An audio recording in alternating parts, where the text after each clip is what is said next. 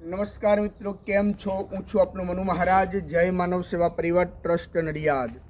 આજે આપણે એક એવી જગ્યા પર આવ્યા છીએ, કારણ કે આપણે ઘણા વખતથી બધાને કહેતા હોઈએ છીએ કે આપણું ડભાણાની અંદર એક દીકરાનું ઘર આપણું બનવા માટે જઈ રહ્યું છે અને એનું અત્યારે કેટલા સુધી કામ પહોંચ્યું છે એ પણ અમે તમને બતાવવાનો પ્રયત્ન કરીશું। અહીંયા કેટલી રૂમો તૈયાર થઈ રહી છે, એમાં શું શું આપણે સુવિધાઓ આપવાના છીએ એ પણ અમે તમને બતાવવાનો પ્રયત્ન કરીશું। તો ચાલો આપણે અંદર જઈને જોઈએ કે આ એક આપણું દીકરાનું ઘર છે। આ બાજુ સામે તમે જોશો તો સરસ મજાનું ખોડિયાર માતાનું મંદિર છે, એની બાજુમાં સરસ તલાવ છે અને તલાવના કિનારા ઉપર તમે જોઈ શકો છો કે કેટલું સરસ મજાનું આપણું આ દીકરાનું ઘર અત્યારે અહીંયા બની રહ્યું છે।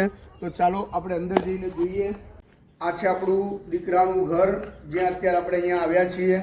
આ તમને આખું મસ્ત ગાર્ડન એરિયા છે, આખો સરસ મજાનો, કે અહીંયા ડાઇનિંગ એરિયા પણ થઈ શકે છે। અહીંયા આપણે સ્ટેજ આપ્યું છે કે જેથી કરીને વૃદ્ધાશ્રમની અંદર કોઈ પણ ફંક્શન કરવું હોય કે કંઈ પણ પ્રોગ્રામ કરવું હોય તો આ એક આપણે સ્ટેજ અહીંયા બનાવ્યું છે। અહીંયા દરેક વડીલો પણ અહીંયા બેસી શકે છે।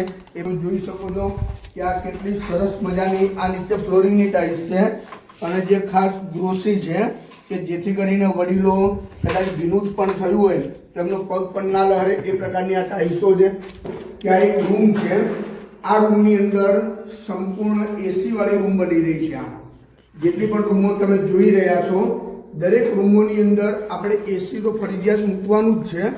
આ જો આવી દરેક રૂમોની અંદર ફૂલ એસી, ફર્નિચર, બેડ તેમજ વડીલોને જે જરૂરિયાતવાળી જે વસ્તુઓ છે એ આપણે આપવાના છીએ। એ પ્રકારનું સરસ મજાનું એક આ દીકરાનું ઘર આપણું અત્યારે બનવા માટે જઈ રહ્યું છે કે તળિયાથી લઈને ઉપર છત સુધી ટાઇલ્સો આવવાની છે। અને આ એક અમારો પ્રાર્થના હોલ છે। આ જે જગ્યા પર અત્યારે આપણે ઊભા છીએ આ એક જગ્યા છે જે પ્રાર્થના હોલ છે। કારણ કે પ્રાર્થના હોલ એટલા માટે કે ઘણીવાર એક રૂમમાં 4 થી 5 વ્યક્તિ રહેતા હોય અને કોઈને કદાચ ભક્તિ કરવી છે કે ભજન કરવું છે અને એકાંત જોઈએ છે, તો એના માટે અહીંયા સરસ મજાનો પ્રાર્થના હોલ આપવા તૈયાર થાય છે।